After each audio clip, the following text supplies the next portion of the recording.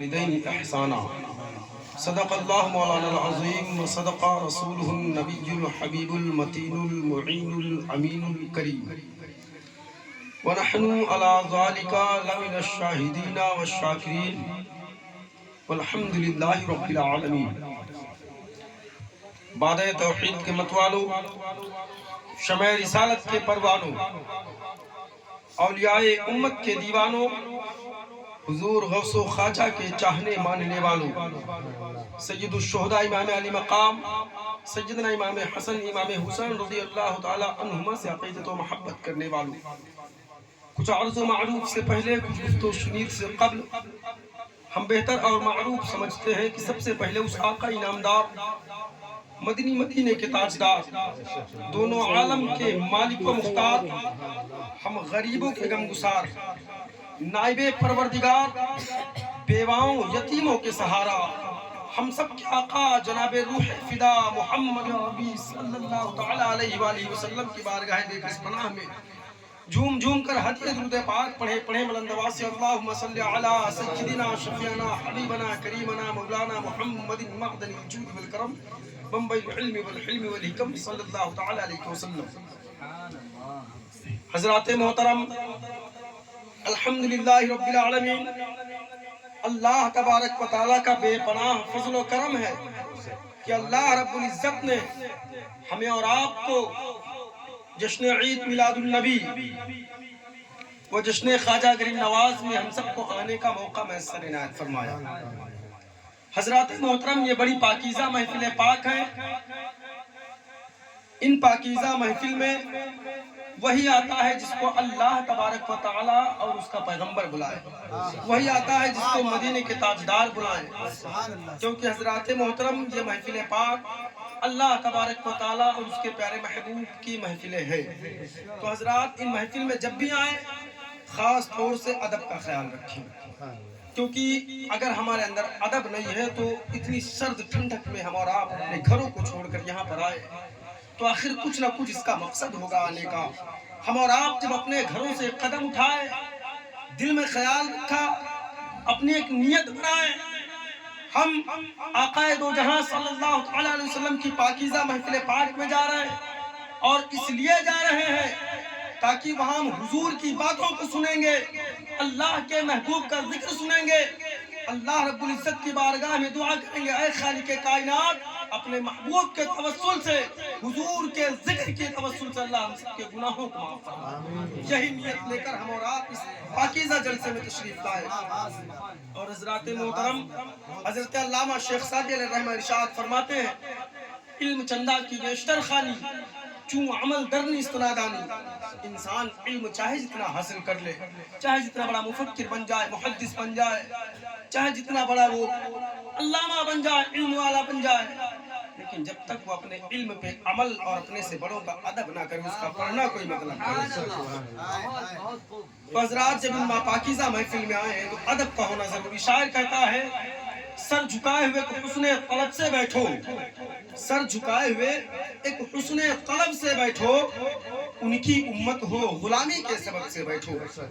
سر جھکائے ہوئے ایک حسن طلب سے بیٹھو، ان کی امت ہو غلامی کے سبب سے بیٹھو، اور دل میں ہو حسرت دیدار زباں پر ہو درود، دل میں ہو حسرت دیدار زباں پر ہو درود، بزم سرکار میں آئے ہو ادب سے بیٹھو، بزم سرکار میں آئے ہو ادب سے بیٹھو۔ حضرات محترم، الحمدللہ ہم سے پہلے ابھی لوگوں نے نعت پاک صلی اللہ تعالی علیہ وسلم گنگنایا۔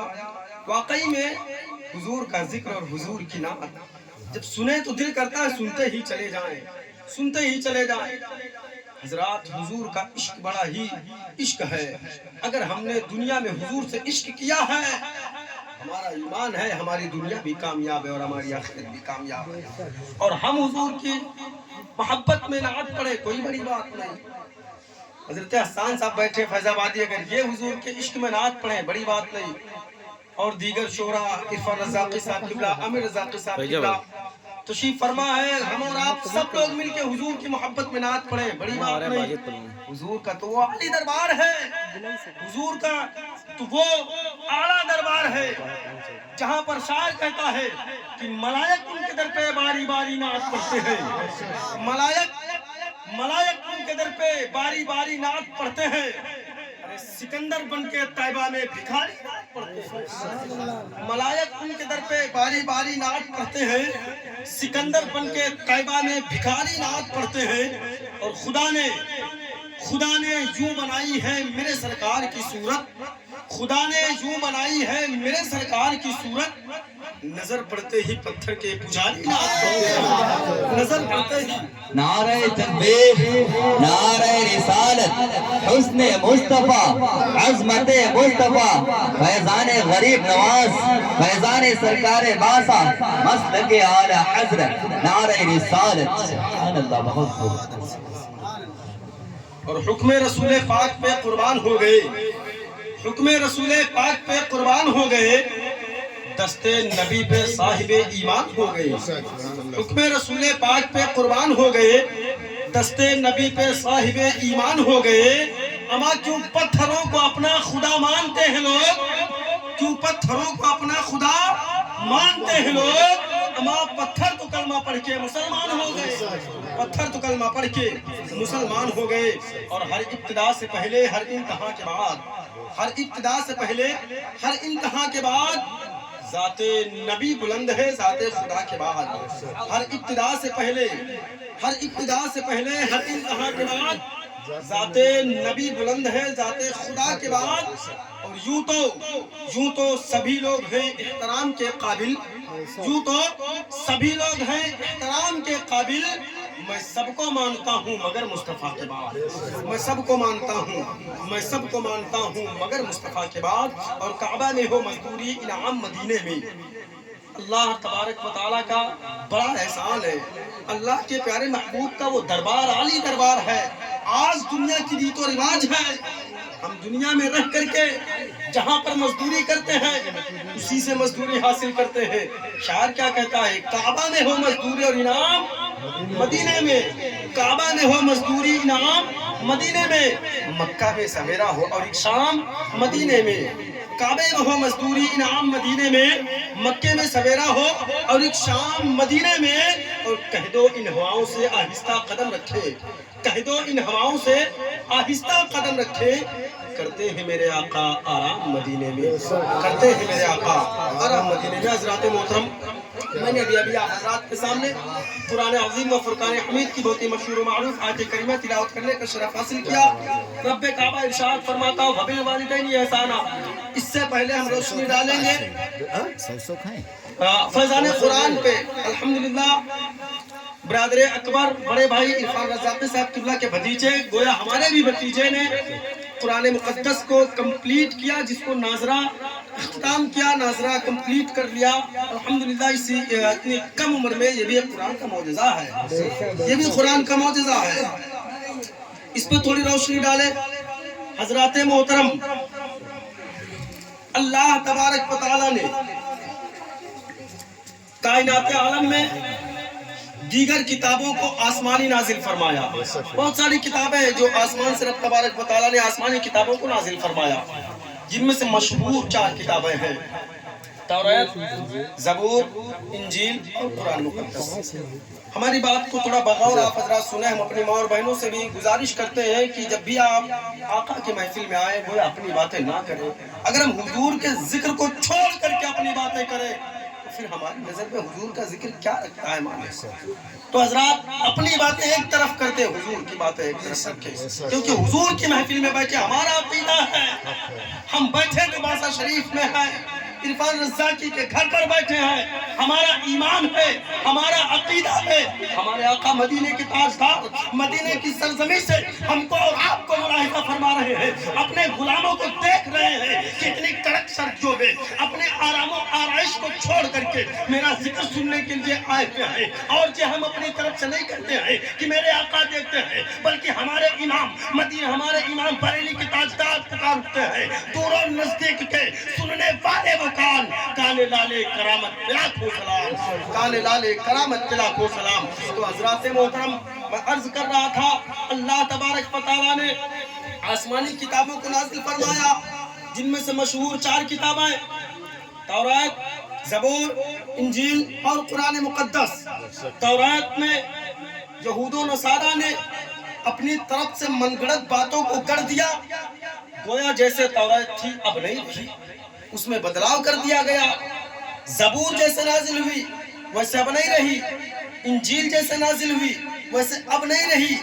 تمام کتابوں میں یہود و نصارہ نے رد و بدل کیا، تبدیلیاں کی، لیکن اللہ رب العزت کی وہ مبارک کتاب جس کو ہم اور آپ قرآن مقدس کہتے ہیں، کلام اللہ کہا کرتے ہیں، اللہ کا کلام قرآن شریف، قرآن مقدس پورے کائنات میں، پورے ورلڈ میں، پوری دنیا میں اکلوتی کتاب ہے جو آج کی 1450 سال پہلے جیسے رب کعبہ نے ہمارے آقا مدینے کے تاجدار پہ نازل فرمائی، ویسے آج بھی قرآن مقدس ہے۔ ایک زیر و زبر کا بدلاؤ نہیں کیا جا سکا، ایک جزم و تشدید کا بدلاؤ نہیں کیا جا سکا، کیونکہ حضرات محترم قرآن کی حفاظت کی ذمہ داری کسی اور نے نہیں لی رکھی ہے، بلکہ قرآن کی حفاظت کی ذمہ داری اللہ نے لے رکھی ہے، اور جس کی حفاظت اللہ کرے اسے کائنات میں کوئی مٹا نہیں سکتا ہے۔ کیا لگتا ہے مسلمانوں، کیا لگتا ہے قرآن کو لوگوں نے مٹانا نہیں چاہا ہے؟ کیا لگتا ہے قرآن کو لوگوں نے بدلنا نہیں چاہا ہے؟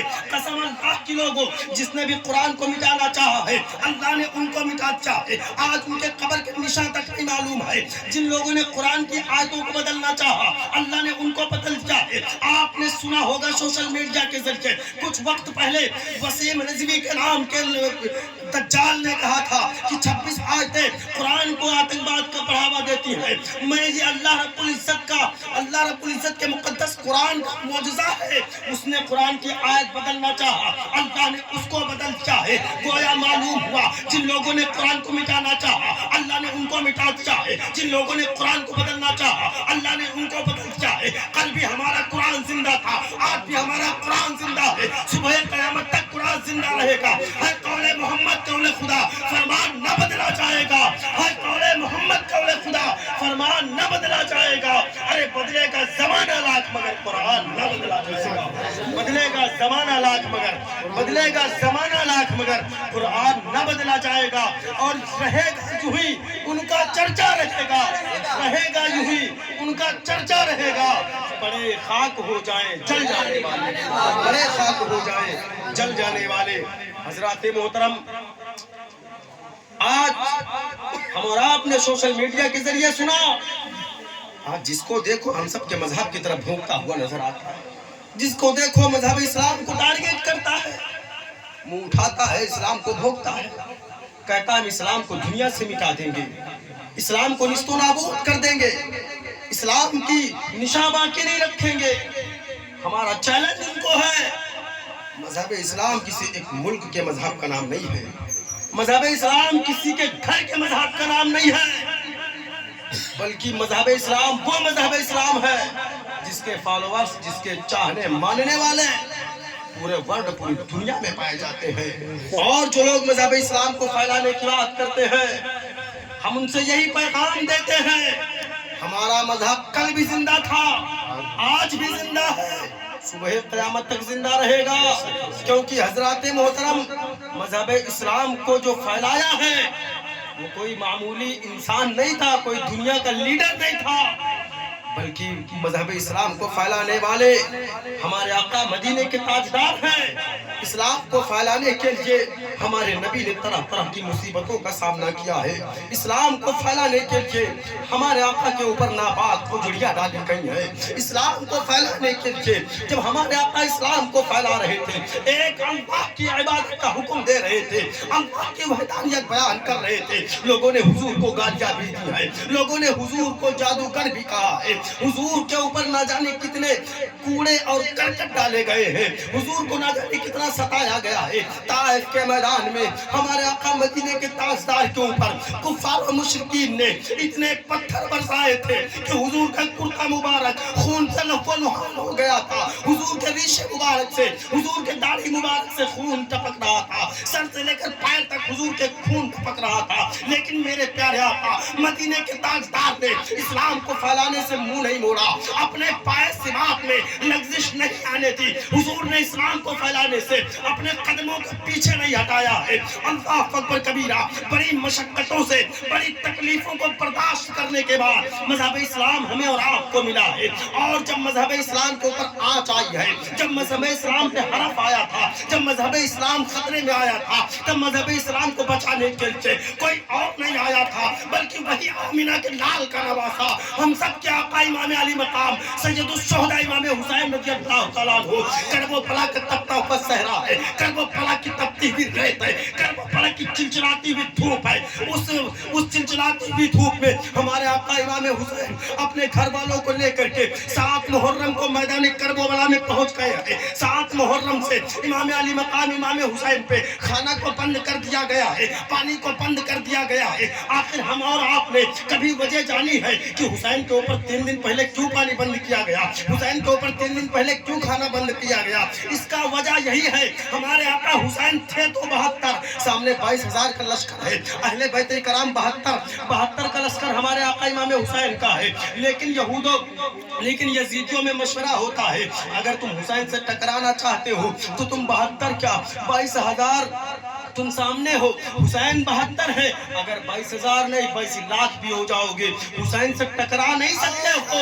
अगर हुसैन से तुम जीतना चाहते हो तो पहले हुसैन को भूखा रखो, हुसैन को प्यासा रखो, हुसैन को निढाल कर दो, तब जाके हुसैन से मुकाबला हो सकता है। लेकिन वाह रे हिम्मत हुसैन, मेरे हुसैन ने करबला के तपते हुए सहरा में हजरत अली अकबर की जवानी पर घोड़े दौड़े, हुसैन खामोश है। हजरत कासिम की जवानी लुटी, हुसैन खामोश है। बेगुनाह सकीना को यतीम होते हुसैन ने देखा है। हजरत असगर के हुल्कुम पे तीर लगा, हुसैन खामोश है। अहले बैत का एक एक फर्द बातिल के सामने टकराकर शहादत का जाम तो पी सकता है, लेकिन किसी फासिक को फाजिर के हाथ में अपना हाथ नहीं दे सकता। और हजरात मजहब इस्लाम को, अगर मजहब इस्लाम की रगों में अगर खून डाला है तो हमारे आका इमाम हुसैन ने डाला है, हमारे आका इमाम हुसैन ने डाला है। आज जो लोग कहते हैं इस्लाम को मिटा दिया जाएगा, हम कहते हैं जिसको फैलाया हो आमिना के लाल ने और जिसे जाके बचाया हो करबला में फातिमा के लाल ने, उसे कायनात में कोई नहीं मिटा सकता। पर अल्लाह का ऐलान है, इन्ना दीना इंदल्लाहिल इस्लाम, बेशक अल्लाह के नजदीक अगर कोई मजहब मोतबर है वो मजहब इस्लाम। इस्लाम की फितरत में कुदरत ने लचक दी है, इस्लाम की फितरत में कुदरत ने लचक दी है। जितना ही दबाओगे उतना ही उभरेगा, जितना ही दबाओगे उतना ही उभरेगा। हजरात, हम और आप कुरान के मानने वाले, हम सब का कुरान पे अकीदा है, हम सब का कुरान पे ईमान है। हजरात, उसी कुरान में रब्बे काबा ने इरशाद फरमाया, वबिल वालिदैन ihsana, माँ बाप के साथ उसने सलूक करो, माँ बाप के साथ अच्छा बर्ताव करो।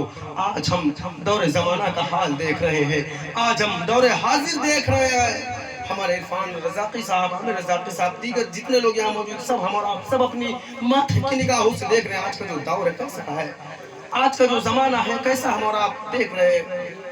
हजरात, आज जब बच्चा नौजवान होता है, आज जब नौजवानी की दहलीज पे हमारा आप कदम रखते हैं, आज जब जवानी की लहरें हम सबके चेहरों पर दौड़ती हैं, आज बूढ़े माँ बाप घर पे हैं, माँ बाप के चेहरों पे झुर्रियां पड़ गई, माँ बाप के कपकपाते हाथ, आज माँ बाप घर पे हैं। आज बाप कहता है बेटा फला जगह मत जा, वहाँ जाना बेहतर नहीं है। वही बेटा पलट के जवाब देता है, बुढ़े खामोश बैठ, तुझे कुछ नहीं पता। माँ कहती है बेटा ऐसी बातें ना किया कर, वो तेरे बाप है, तुझे पाला है उन्होंने। बेटा पलट के जवाब देता, बुढ़िया तू खामोश रहे, तुझे कुछ नहीं पता। आए मेरे नौजवान भाइयों, हम ये नहीं कहते हम और आप सब ऐसे हैं, इल्ला माशाअल्लाह कुछ ऐसे नौजवान औलाद हैं जो अपने माँ बाप को ऐसा जवाब देते हैं। मेरा पैगाम उन तक यही है, हम और आप किसको कहते हैं बुढ़े खामोश बैठ, हम उस बाप को आज कहते हैं तुम्हें कुछ नहीं पता है, जो हमारे चलने की औकात नहीं थी, अगर उंगली पकड़ के चलना सिखाया है तो वो बाप की जात है। और पानी को पानी कहने की औकात नहीं थी, अगर पानी को पानी कहलवाना सिखाया है तो हमारी माँ की जात। आज हम उन्हीं माँ बाप को हिकारत की नजर से देख रहे हैं। आज माँ बाप ने हमारी परवरिश की, माँ बाप ने हमारी परवरिश के लिए अपनी ख्वाहिशात का गला घोट दिया। आमिर रज़ा की भाई, माँ बाप की वो जात है, माँ बाप जब तक दुनिया में जिंदा है अल्लाह की तरफ से एक नियामत है, एक अनमोल नियामत है। माँ बाप वो सूरज है जो एक बार डूब जाते हैं पलट के रोशनी नहीं देते, सारी कायनात अंधेरा छा जाता है, कायनात में रोशनी नहीं नजर आती, पूरी दुनिया में रंगत होती है, पूरी दुनिया में रोशनी होती है। माँ बाप नहीं होते हैं तो पूरी दुनिया वीरान लगती है। ये बात हमारे इरफान भाई से पूछे, हमसे पूछे, ना तो मेरी माँ है ना तो मेरे बाप है।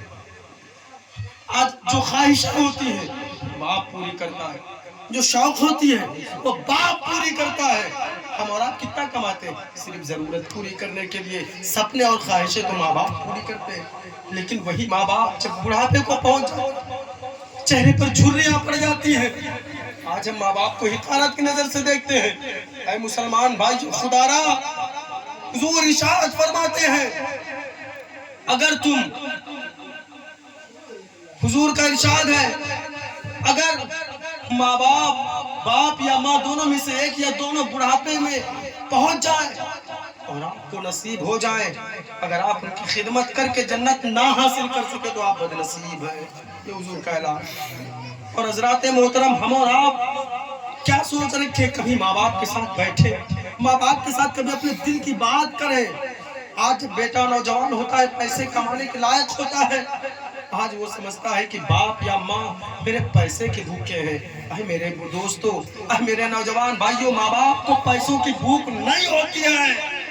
उन्हें जितना प्यार अपनी औलाद से होता है उतनी प्यार दुनिया में किसी चीज से नहीं होता है। क्योंकि हज़रात मोहतरम, अगर पैसों को माँ बाप की भूख होती, हमारी माँ और बहनें बैठी हम सवाल करते हैं, कल भी बच्चे बिकने वाले बाजार खुले थे, आज भी बच्चे बिकने वाले बाजार खुले हैं। आज कोई मेरी माँ है जिसका बेटा 1 साल का है, कोई बंदा आके कहे 5 लाख ले लो बच्चा मुझे दे दो, मेरी माँ की यही सदा आएगी, मेरी माँ का यही जवाब आएगा। हम सूखी रोटी खा करके गुजारा तो कर सकते हैं लेकिन अपनी औलाद का सौदा नहीं कर सकते। क्योंकि हज़रात मोहतरम, औलाद से बढ़कर कोई नियामत माँ बाप के लिए नहीं होती। माँ बाप को बड़ा इश्क होता है माँ बाप से। हमने क्या समझा है, माँ बाप ने हमें खाना खिलाया, खुद भूखे सो गए। कभी ऐसा वक्त आया होगा माँ बाप ने हमारे हालत में खाना डाला, निवाला डाला, खुद भूखे सो गए। कभी ऐसी ईद आई होगी, कभी ऐसी बकरा ईद, कभी ऐसे त्योहार आए होंगे, माँ बाप ने फटे पुराने कपड़े में ईद और बकरा ईद को मना लिया होगा। हमें कर्जा ले करके कैसे भी नया लिबास दिलाया होगा, नए कपड़े दिलाए होंगे। जब बंदा औलाद वाला हो जाता है तो वो अपनी ख्वाहिशों को छोड़ देता है, अपने सपनों को छोड़ देता है। उसकी एक सोच यही बनती है, मेरा बेटा खुश है तो हम भी खुश हैं। माँ बाप ने अपनी औलाद के लिए सारी कायनात लुटा दी है।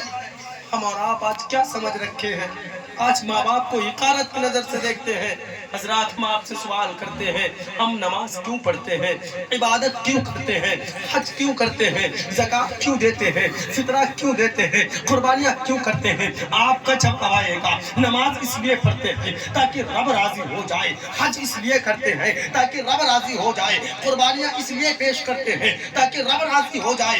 यानी जितने भी चीज़ों को हम फॉलो करते हैं सिर्फ अल्लाह की रजा के लिए करते हैं। और हुजूर के हदीस पाक है, अगर तुम रब को राजी करना चाहते हो तो पहले अपने माँ बाप को राजी करो। अगर माँ बाप नहीं राजी है तो हमारी ना तो इबादत कबूल है, ना हमारे हज कबूल है, ना हमारी रियासतें कबूल है, ना हमारे ज़कात व फितरात कबूल है।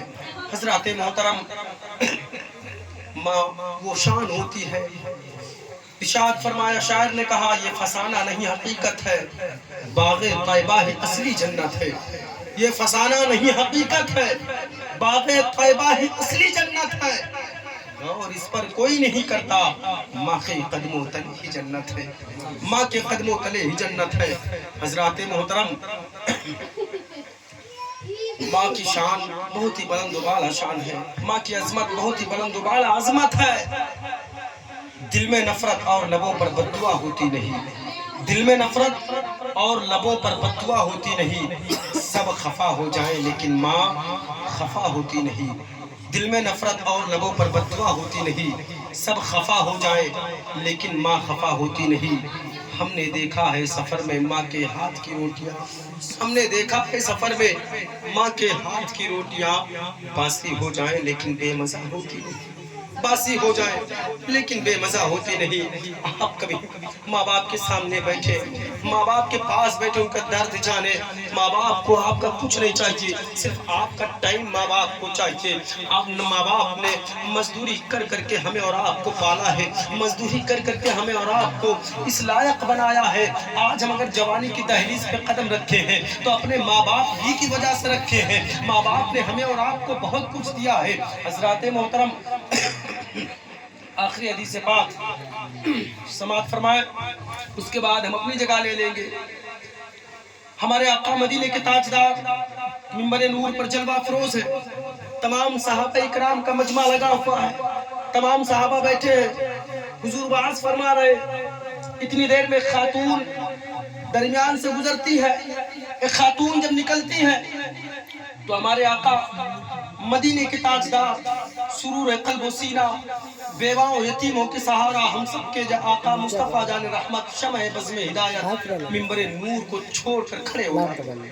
آخری بات ہے، ادب سے سن لیں۔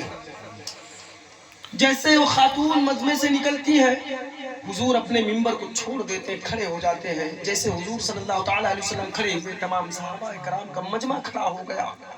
خاتون گزر گئی، جیسے خاتون نکل جاتی ہے، حضور منبر نور پہ جلوہ افروز ہو جاتے ہیں، بیٹھ جاتے ہیں۔ جب حضور بیٹھے تو صحابہ بیٹھ گئے۔